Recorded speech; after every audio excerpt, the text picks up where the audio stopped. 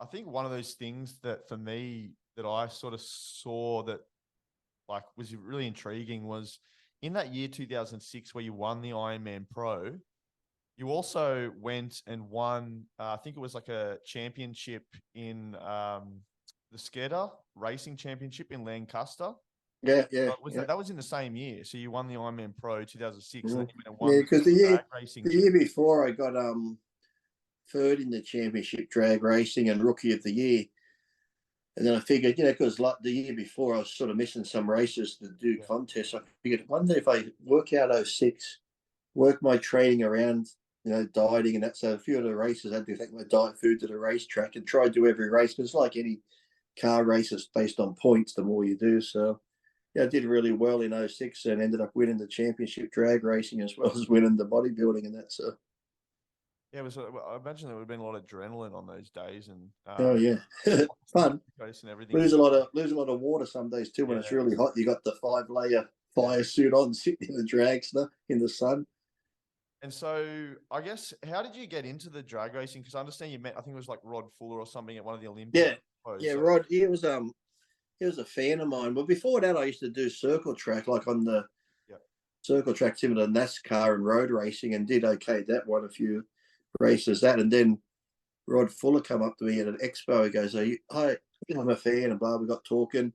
He's like, "Do you like drag racing?" I said, "Yeah, but I don't really know anyone in it." So I followed him around a lot, watching him. He's like, "You should go get your license." So I went to Frank Hawley's drag racing school, got my license, and then they had a race on at their drag racing school where they bring like the top people back from the drag racing school.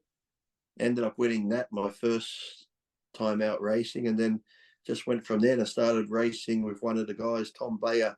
That was one of the instructors at the school. He had like a spare dragster and that. So I just got into it that way. And it's like anything. It's like, if I like enjoy something, I can see a photo of me there smoking the ties up in Vegas on the wall.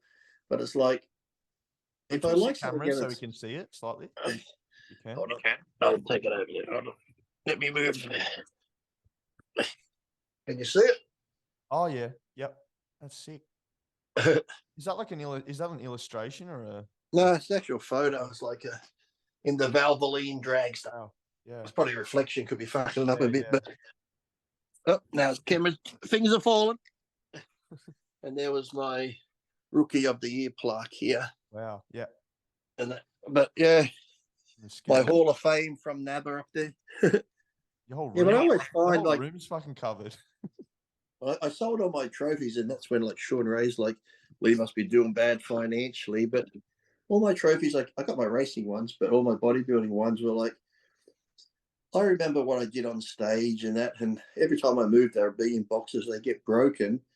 So I sold them, and the money I got from them, I gave to like RSPCA and Hunter Animal Rescue, like just because I love animals. So I gave them away to places like that. Yeah, and the thing was then I'd get messages from people that have my trophy in their gym at home somewhere. Leaders inspires me and my friends to train. So I'm thinking that's better off there at their place if it's inspiring them to train in a gym or something rather than sitting in a box in storage somewhere. So I got rid of all my bodybuilding trophies, but I kept, like I said, the Hall of Fame ones and this one here. I don't know if you can see it. Where is it? This thing here. Yep. That's from President Bush signed. That made me an honorary Texan. Wow. So more things like that mean more to me, like plaques like that, rather than actual trophies. Bodybuilding trophies, yeah. Yeah, trophy just have the dust shit, but yeah. I just one here when I went to the Olympia.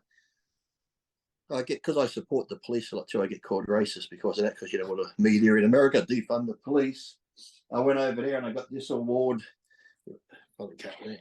This one here, it's like appreciation award presented to Lee Andrew McCutcheon, Lee Priest, in gratitude and recognition for all your contribution to the law enforcement community and stuff like that. So those sort of things mean more to me than silly trophies and stuff. So what about the John Cena one? What's the it says thank you for the inspiration and that, because John Cena, he used to be at Golds when I started going there.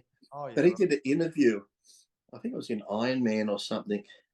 because my little nephew at the time was a John Cena fan when he was younger. He's like 22 now, but this interview he did, and they were asking him about bodybuilding. He's like, I'm a big fan of Lee Priest. Lee Priest doesn't realize what a big fan I am of his. So when he came to Sydney, he was doing a big talk here, and then I went to see him, and he sees me in the audience, like, oh, he's like that. I went backstage and talked to him, and he gave me that photo and signed it. Thanks for inspiration. But somebody in the crowd that day asked him, so are you ever interested in bodybuilding and that? And he looks down and he goes, yeah, I was till someone like Lee come along. And he goes, I can't compete with that. So